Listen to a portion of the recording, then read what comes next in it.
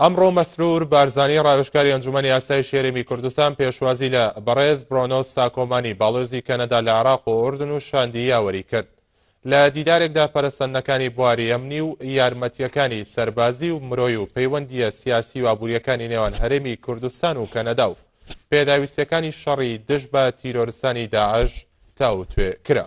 دوی واریدا مسرور بارزانی باڵکشاندە سەر بە هەڤرا کارکردنê divê şerê cîhanî de û ragihand em dûst û hevbeşîn û gereke bi hevra kar ji bo şikandin û paşvebirina teroristên Daeş û xortkirina têkeliyên dualî bikin.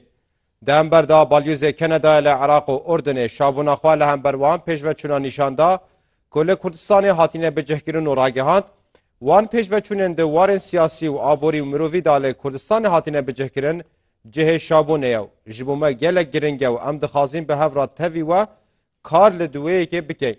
Weke bi nemaya paşeroja têkeliyên nêvbera Kurdistan û Kenedayê.